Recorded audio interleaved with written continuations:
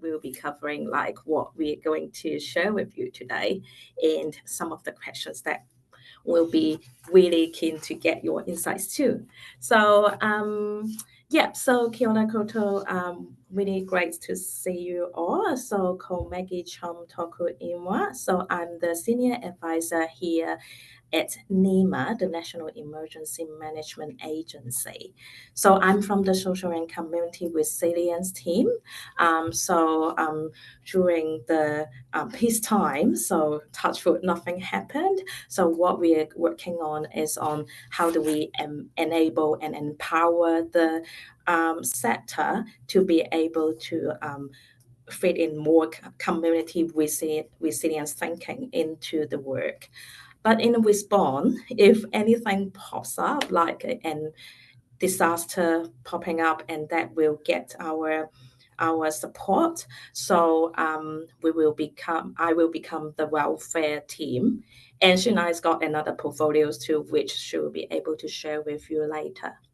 So who am I? So I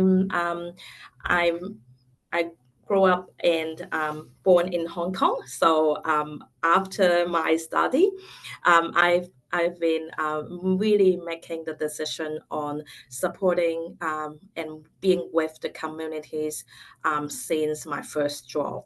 So I take it with me, and then come to Aotearoa, and then start looking at what will be the most important things in my life. So I think my thinking is more about like every times when I see the communities and talk to them, I'm the one got empowered. So that's the energies coming from, and that support me to work in NEMA at the national level to bring it up on the national level to support wider as well.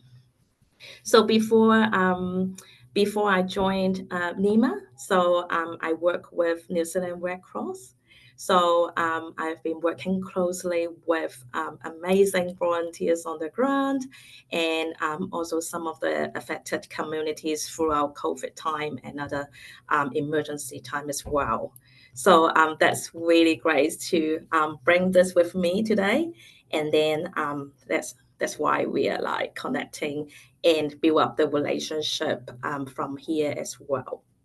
So I'm going to pass it on to pass the workload to Shania, and then you can talk more about yourself. Yeah, so kia ora koutou, I'm Jenai.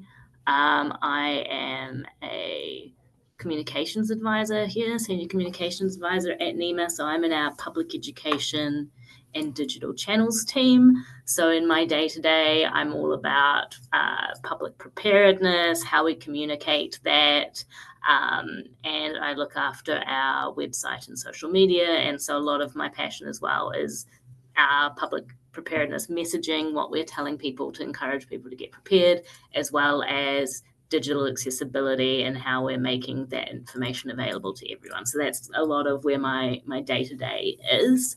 I'm been at NEMA for about 6.5 years now. So if there is an emergency response, I'm also doing a lot of the public communication piece. I think I've been here for quite a few large responses and aiming for no more. But originally from Christchurch, my husband's from Whangarei, and somehow we've ended up in Wellington in the middle. So that's where I'm at now. So yeah, Maggie's gonna, I think, kick us off with a bit of what NEMA is. So we'll just share our slides now, I imagine. Yeah. So when we are sharing this slide, I think what we can also look at is who is NEMA actually. So for those who may be the first time hearing us, so basically the National Emergency Management Agency. So we are here to provide leaderships in reducing risk, prepared for, responding to, and recovering from emergencies. So NEMA is also part of the government lead agency for civil defense emergency management as well. So if you are coming from Stephen's regions, from the motto, I think what you're seeing like civil defense emergency management team on the ground. So basically we work closely with them and we collaborate with each other together. So on top of that, NEMA also work closely with the central and regional and local government, iwi, communities, and businesses to ensure responses and recoveries are effective and well integrated as well. So I think that will give you a little bit about who we are. But throughout the presentation, hopefully you can take away some of the useful bits, and then that will be really resonate with you as well. So I'm just cross-checking. Everyone's seeing the screen okay with the slide up? Awesome, that's cool. So for us, starting off with, I think what we see in the previous emergency event, what I want to acknowledge today is that communities, usually they are the first responder with the communities together. So they will be stepping in to support their whānau, their neighbors, or anyone who need help. So, for example, some of the previous events, we see it like, for example, Marai also opened their doors and then to provide any support to the affected communities, which is really encouraging to see, the resilient side of us as a country. So on top of that, we can see like building the relationship is quite a key one for us. So that will enhance our collaboration.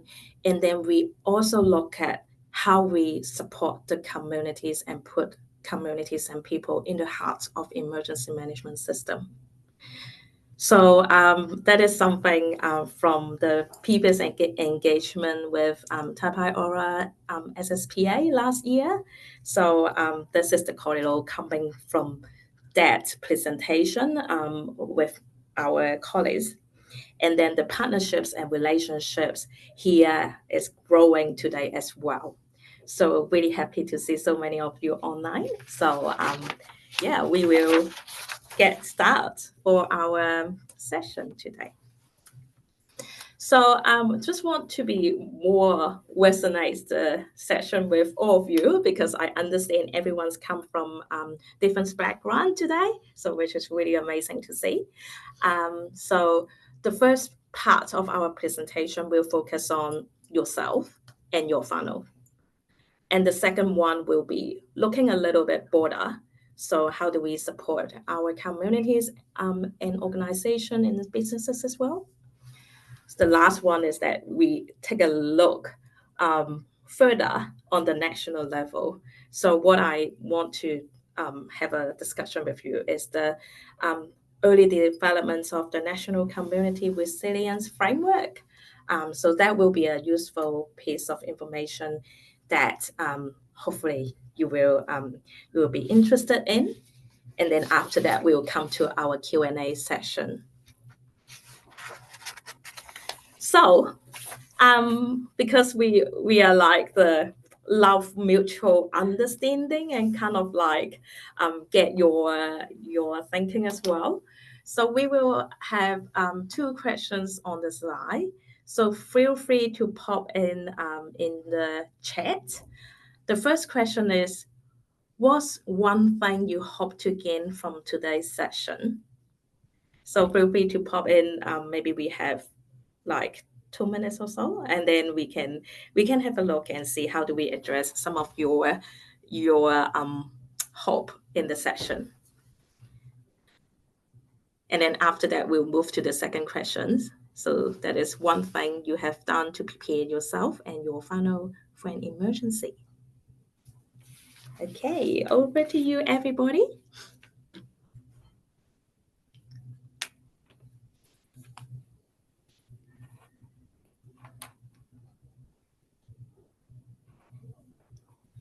if you are interested in talking about the second questions, that's fine too. So you can pop in your answer for the second question as well.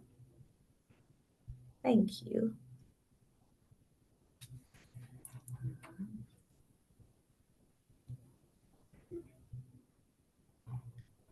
Ah, cool. Awesome. Thank you. Yeah, yeah. How the communities can be strengthened to respond in an emergency. That's great. Ah, lovely. Yay. Who is in this time of emergency? Yeah, cool.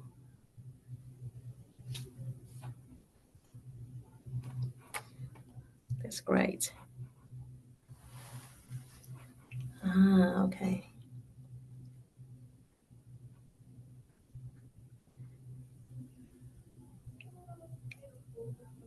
Lovely. That's cool. Awesome.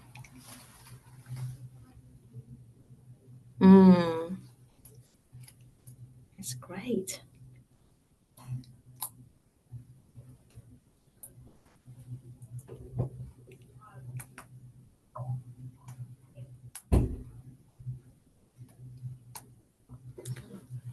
Love it. Yeah.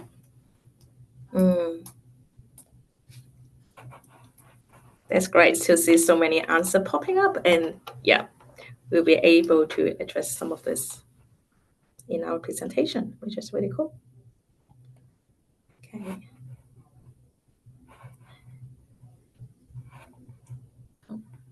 Okay, sounds good. So, for the second questions, so anyone, if you want to share in the chat, so what's the one thing you have done to prepare yourself and your whānau for an emergency? The questions that we ask is like we can always learn from each other, experience, life experience, or professional space as well. So if you'd like to share one things that you have done, yeah, that would be cool. So we have maybe like 1 minute for that.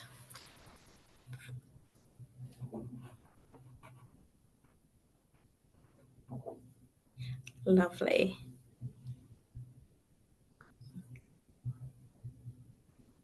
Yes, safety plans. That's awesome. And also making the contents. Ah, cool. Lovely.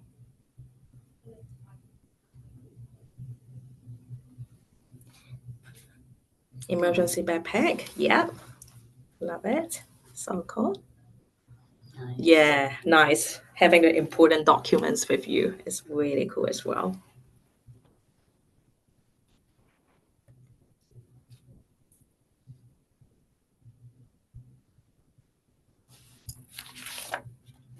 Yeah, training, qualifications. That's cool. Sounds really awesome. Yep. Water, first aid kit. Perfect. That is a really great. I mean, like your sharing is really great, and then we can always look at how we learn from each other from this end. So which is really lovely. Yeah. So while you can keep popping in your answer in the chat, I think what we are going to do is to kickstart with the you and your funnel. So Shania is going to share with you some of the preparedness we can start doing. We're already doing maybe, and then yeah. Yes. Yeah. Awesome. Thank you so much for those guys. The reason I wanted to kind of start with that question and start with some of this individual preparedness piece is really just because that preparedness does start with you and at home. It means being prepared at home makes emergencies a lot less stressful and scary, so you're a lot more able to be helping, supporting others, including your wider whānau, your community, others around you. So it's a lot more comfortable to do that. I know for me, like, I have a plan for my cat, and that makes me a lot more comfortable to come to work and do my job here when something does happen. We want to feel confident in that. So one of the things to kind of ask first is what kinds of hazards or emergencies that can happen around where you live and work. Again, feel free to pop things in the chat. It might spark ideas for other people, but just starting to think about what could impact on you in where you are day to day. This might be in your home, in a workplace, at church, out in the community, any of those sort of things that you're regularly at. Because when we start to kind of think about these, when we can start to think about what that might mean for us. So a lot of different types of emergencies in New Zealand can have a lot of the same impact. So I've put a list up here to get a bit of thinking going, and how we can start talking about that. So the best way that we can get ready at home is by having a prep talk. There's a lot of risks in New Zealand, and living here, we embrace them and we accept them, but that doesn't mean that they have to be scary.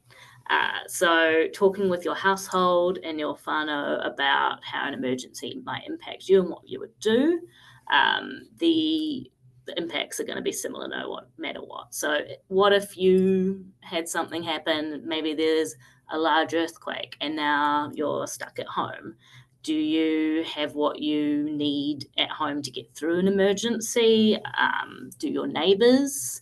Are you then able to share resources? So if you don't have something but a neighbour does, or vice versa, can you come together in that way? It doesn't really have to be a distinct collection of emergency supplies. You might have everything you need already at home. It doesn't have to be a designated spot or space. Or the alternative, I guess, what if you can't get home at that time? So if you can't get your normal route home for whatever reason, where will you meet everyone in your household? How might you be able to get home? Do you have somewhere else to stay? Those kind of questions. The third one being if you have to evacuate. So for a lot of New Zealand, we think about it's 10% of people live in tsunami evacuation zones. So if that were to happen, do you know where to go? Have you practiced your route? What about maybe if there was flooding and you have to evacuate around because of flooding? What would you take with you? Thinking about, do you have pets with you that you would need to take? Again, I'm always thinking of my darling elder cat, and her fear of the outside and how I would evacuate with her.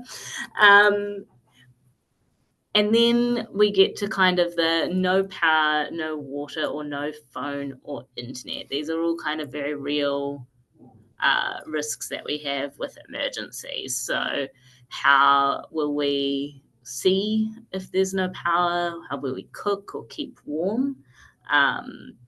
How are we going to wash or cook or keep clean? Even getting in touch with whānau and keeping up with news and alerts can get more challenging. So a prep talk just means chatting about these things, considering what we can do to make them not as impactful on us in an emergency. It doesn't mean having a bunch of resources. It doesn't mean having to have a whole ton of supplies. It's the more that we just think about these things and have that plan in place, the easier it's going to be. And it means that then emergency services, civil defence can put a lot more focus into the people that do really need that support at the time as well. So I'm keeping this very broad today because we're such a broad audience as well, but I'm seeing a couple of really good things pop up in the chat as we go. If I skip on over. So I just want to talk as well about that, like if you had no phone or internet. So if cell service is impacted in an emergency, a lot of us do rely on that cell service to get information, and that's kind of one of our more vulnerable networks out there. So you might not easily be able to get in touch with people in the same way that you would usually do. Or you know about emergency mobile alerts, and they might not be able to get through to you if there's no cell service either. So it's different ways to stay informed. We know a lot of people turn to radio, and that is one of our most resilient ways to get information. So even just having a list of radio frequencies in your area written down, goes that more step into getting prepared. And trying not to rely on powered radio, so battery powered radio, and car radio. But I guess for us, the most important one as well is that trusting your danger sense. So we talk a lot about the natural warnings of hazards. So for example, a tsunami, your best alert and warning for that is a long or strong earthquake happening.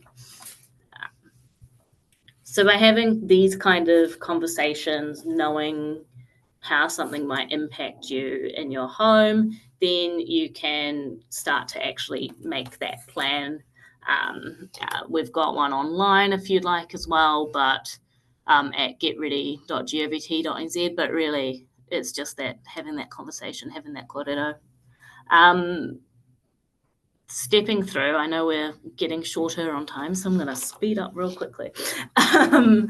Stepping through, so we also kind of spend a lot of our time at work. So outside of that individual and household experience, into our workplaces and our communities, we're spending a lot of time in these other places.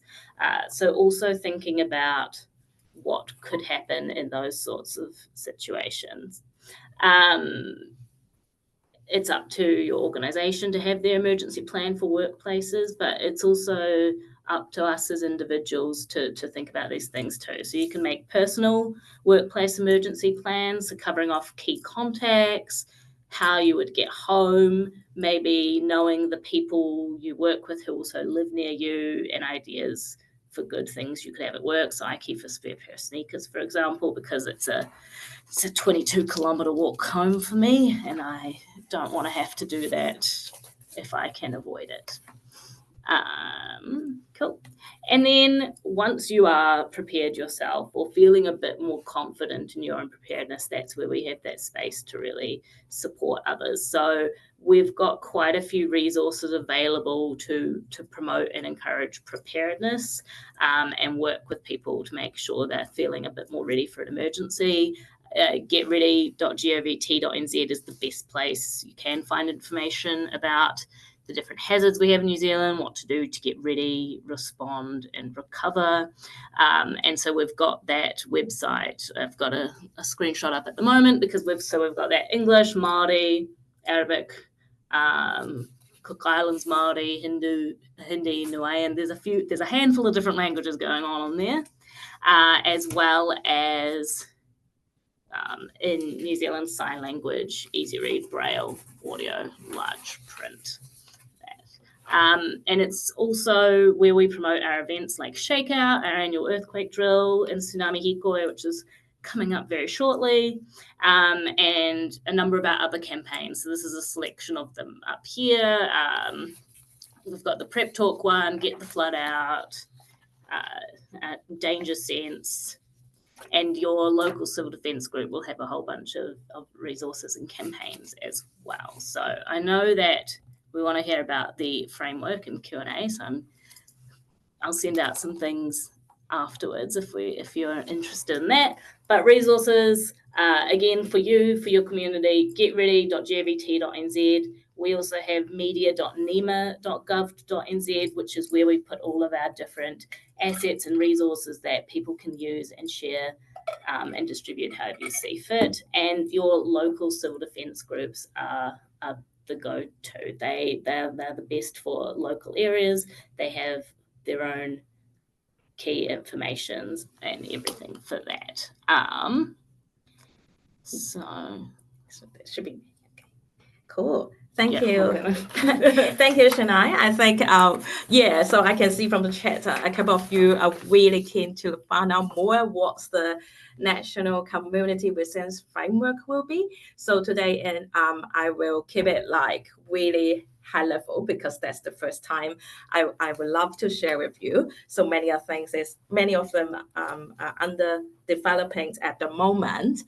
So that will be some consultation opportunities with you all through our relationship with Te Aotearoa SSPA as well. So I will talk about the what, the why, and then who are the working partners we initially identified with. So basically, what's the project is all about. So for community resilience in New Zealand, currently different regions are working on different level of community resilience. So we can see from the national level, some of the regions may got more support on the community resilience work related to emergency management. But then some of them may be like due to different things, and then that may be a little bit of constraint on what does it look like.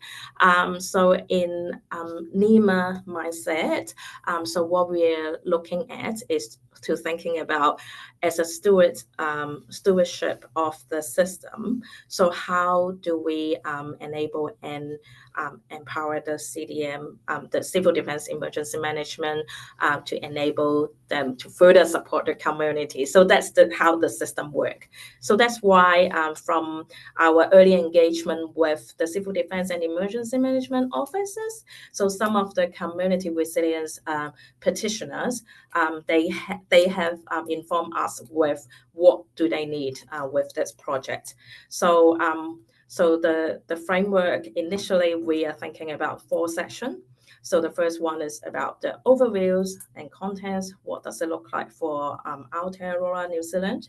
And the second one is about the definitions on key principles and terminology. So all of them are listed in the slide, as you can see. The third thing is about the maturity model. So thinking about different level of community resilience that we have in different regions. So what will be value added to the Civil Defense Emergency Management Group will be a key task for us to look at. And that will be some pathway there as well. The last bit is about the people. So about the training for the people to understand how do we think in a community's kind of lens. So it's more about the social resilience bit across the motto. And then the primary audience for the Civil Defense Emergency Group and local council. But we'll be able to sort out how do we expand the engagement with local council in upcoming months, so we can have further information and perhaps sessions to move on. So why do we need that now? So what happens at the national level? So for starting from 2019, we have the National Disaster Resilience Strategy. So the strategy is giving us a bit of how the concept of that, but how do we operationalize some of the thinking into our emergency management system is something we need to work on. So also aligning with the North Island severe weather events. So the central government had launched like a emergency management system improvement program. So some of the key initiatives there is highly relevant to community development and the outreach program. So that's the connecting points with the community resilience work we are working on as well. So knowing that some of this will be able to address the existing gaps in the system. So although we had a community engagement in the CDM context before, but it's quite out of date, to be honest. So that's why we need to have like an up-to-date, fit-for-purpose framework for now. So that's how we engage with our working partners. So this is the who. And I think some of the engagement that we have is stepping out of the non-traditional emergency management partners. So for example, from here, you can see the community groups at the national level, or some of them have a point of contacts with us already. So we are looking at engaging with them so that people can leverage on the wider networks to see how do we as the system can come together to contribute to this work. Another part of that is the demographic-based agency. That's the group of names I'm trying to put out. So we are looking at the disproportionately impacted people and the relevant ministry and central agency who are supporting them as well. So of course, we are engaging with our CDM community resilience practitioner group, and also some of our NEMA subject matter experts as well. So this is a really high level about what we are focusing on.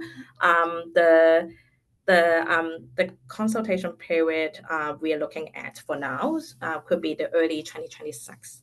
So we will be able to have a discussion with Aotearoa SSPA to see how the best way we can have some corridor and then embed the community side of things into that national framework as well, which is really exciting, to be honest. So yeah, I think I will pause here, knowing that we have a couple of times to go through some patai and Korero as well. So either looking at the time, so either what you can do is you can pop one things you are going to do to prepare yourself, your whānau, your communities for an emergency in the chat, or if you have any other patai at the moment, so feel free to pop in into the Q&A function as well. And I'd strongly encourage you to put all your patai, all your questions into that Q&A, because even if we don't have time right now in this session, or you have to leave to get them answered, the NEMA team have gratefully offered, as I mentioned at the start, to be able to answer them for us off the line from the Kai and Korero. So if we can gather them up in there, and if you know how to use that function, you can just, if you read a question that you like, chuck your thumb on it, click the thumb icon, and then that will mean that it is more popular. So that will be the question that we can see at the top to answer first.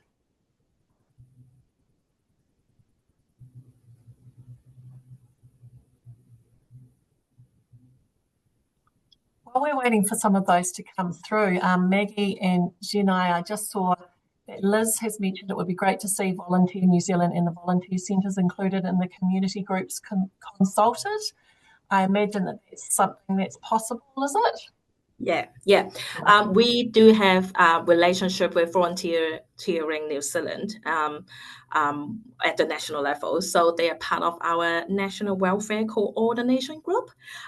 So we met them quite regularly. So we'll be able to add that in as well. That's great, Paul, and thank you. Lovely.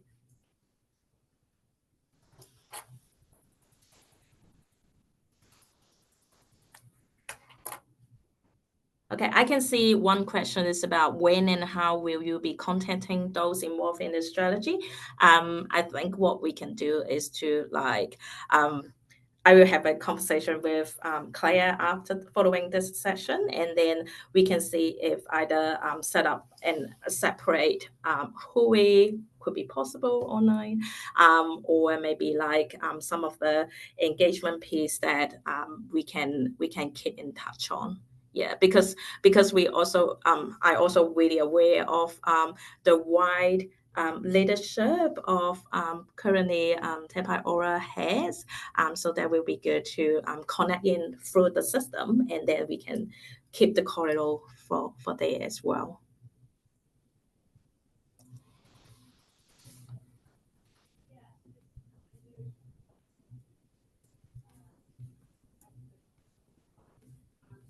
Yeah, any other questions, team?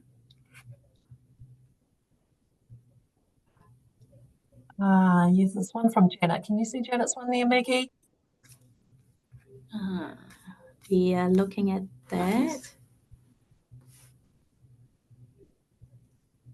I'll just read it aloud as you're considering your response. We are living on a papainga now, 8 houses, and this has been a concern for me in mine since arrival. I feel to call a hui and put a plan together. We have access to marae at the top of our whenua.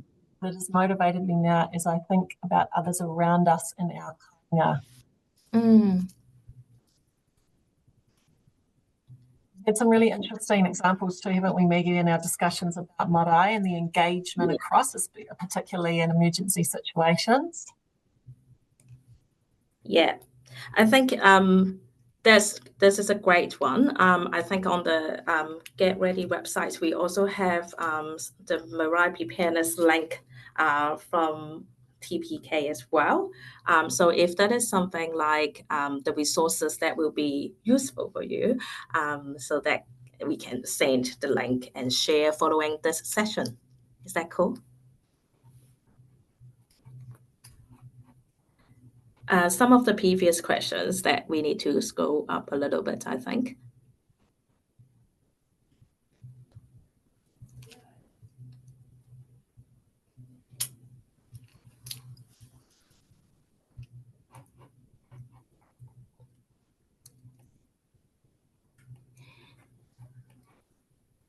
Yeah, so I see one question from Johnny, is that what NEMA might be doing to ensure the emergency responder are aware of this and have the information they need to respond. So that is relevant to the family violence and sexual violence in emergency. Yeah. So for that, I think what are the what NEMA has been doing is to also providing the capabilities development support across the system as well. So we are trying to map out what are the disproportionately affected communities, especially in the emergency situation, and then how do we keep our mind thinking about those people will be tend to be more vulnerable, and that is something is really need to be addressed. And then one of the thinking for the framework is that we put people at the center of the emergency. So some of the response, how do we think about to support the people in needed, that will be suggested as well. So we are working in progress, but that is a really, really good insights from you. So thank you, Johnny. Yeah, and I can't give any of the detail because I just don't know any of it, but I know that there is some work from other parts of NEMA with police on that specific topic as well. So there is involvement there. Yeah. Cool. Just aware that we have gone those few minutes over time that we started with. If you need to go, understandable. What I might ask is Maggie and Jenai, can we carry on for a few more minutes with a couple of extra questions, and then we can scoop that up on the recording so people can watch that afterwards. And any others that we miss on this recording, we'll make sure that we follow up and include with the resources. Is that okay with both of you? And anyone who can stay with us? Fabulous. So the two that I've noticed here is, when will the national list of possible evacuation centres being available to search in advance online and have knowledge of where to go in an actual emergency when comms are compromised? Sure. You can. So on that one, it's at the moment there's not necessarily that I know of plans for that at a national level. So those centres are really managed at a regional civil defence level, and it kind of is each civil defence group makes that decision on whether they are public knowledge ahead of time. So there's a few considerations around that on making them public knowledge. They're not always going to be appropriate in every emergency. So if you get people showing up to one that's been advertised but then it can't actually be used, maybe it's been damaged in an earthquake or something, that might be some of the considerations they have for not publicising all of them. but if there's anything on your end as well. Yeah, similar thing, because I think in the welfare space, the regional CDM groups, they have been looking at identifying some civil defense center or like community-led center, but it's come to the emergency, like what the risk are those locations will be. So for example, if some of them got like damage in the event, so we might not be able to go there. So there is some consideration for some of the regional CDM groups. They tend to post it at the event. So for example, like on their Facebook or their website, so at that time people know where they can get to. So yeah, this is not an easy answer, but I hope that we'll be able to share what's have been discussed in the in our space as well. Thank you. Another really popular question is, how can whānau support themselves to have emergency resources if their current situation is living day to day or week to week? Yeah. Really important one in our sector. Hard to answer, really important to ask. It's a big question. It's one we tackle quite a lot. And similarly, we come across people who are living in quite small spaces that if you're thinking of like supplies, you're just not going to be able to have them in that space either. This is why we really, really push that making a plan. We don't want it to be about supplies. It shouldn't be about supplies. It's built on how resilient a community is, how well they recover is built on how well you know each other and your neighbors, how you support each other. It's simple things like, if you've got children and you can't pick them up from school, can someone else pick them up? That doesn't have that cost associated, but it can go a really long way. So it is challenging because there is that element of the fear of not having enough of the food or water in an emergency. But the key thing is that social connection really does go such a long way in getting through in an event, and having actions that we can all take that do not have any extra cost or burden on us. Yeah. Okay, another question is, information on community hubs not pre-shared or publicly accessible can make it challenging when camps are done. How do people find out where to go? Yeah, that's a really good point. What we can do is to, because we have the relationship with the group welfare managers as well as the PIM, the public information function manager as well.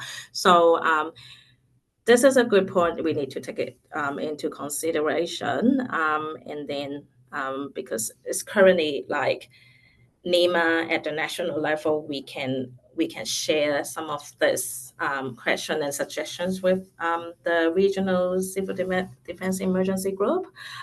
So hopefully that can be something to prompt the thinking and then to get it from there as well. Thank you. There's another really important one that I'd raise here too, Maggie.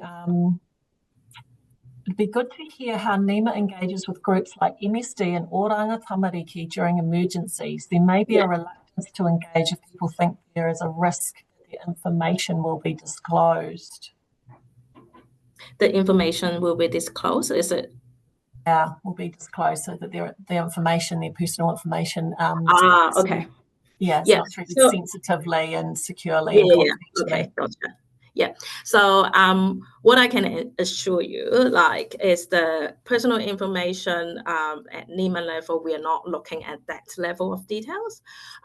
But we are working, for example, in the welfare space. When I'm talking about welfare, is like terminologies for us in the emergency management. What is actually mean is like somehow like an emergency relief. So that is some like some supporting system or mechanism that can support the people. So for example, how we engage with MSD. So with one of the sub-function, it's lots of technical terms, but I make it easier. It's like one of the function the team is to look at is the financial assistant function, sub-function.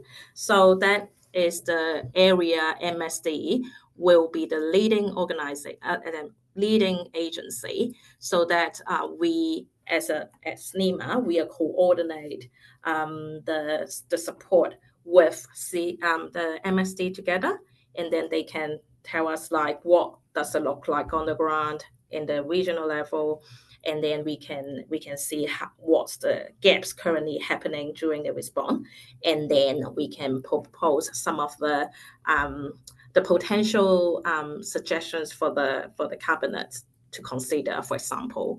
So that is one examples on how do we engage with them. On the Oranga Tamariki, so we have the care and protection sub-function, so that is focusing on children and youth. But also like we are supporting the Mahi that if Oranga Tamariki, they also have some situational awareness on the ground, as well as who are the people they already have registered with, and then in that sense they can share the I mean on a population level. So it's not like a private details, we don't need that. So but we need to have like overall impacted number of people, and then what are their characteristics in general, so that we can work across the system and with some other central agency to provide that support as well. So hopefully that can answer the questions. Is that good? Maggie and Jenai, I really want to thank you again for staying on for a little bit longer, and all of our people that are still on the call. In particular, thank you for all your contributions and your suggestions, because we can wrap up all of that information and send it out more broadly to our members and to our to the wider sector and people that have registered for this. As I mentioned at the start, this is an ongoing korero. So this won't be the only time that you have access to NEMA or to the community team or to this information through Te Paiora SSPA.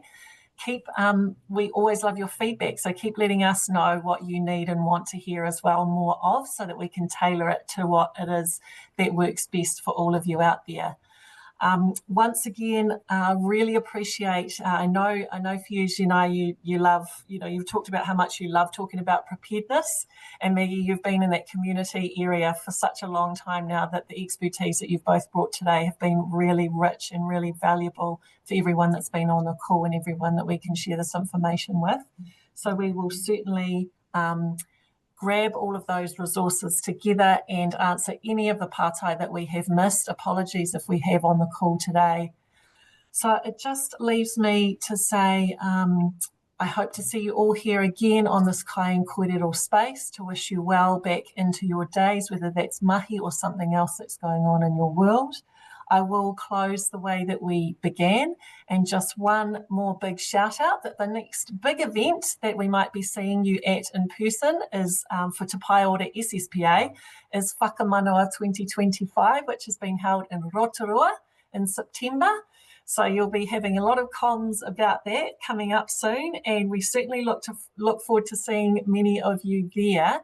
Just a reminder that if you want to get tickets, the early bird tickets run out this Friday. So get on board and come see us. We love being able to catch up with you in person.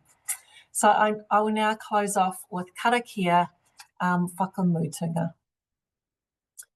Kia tau te rangi Māori e, o te rangi nui i ta iho nei, o papatua nuku i tā koto nei. O te taiao e awhi nei, ki runga ia tātou, tihei, mauri ora. Go well, everyone.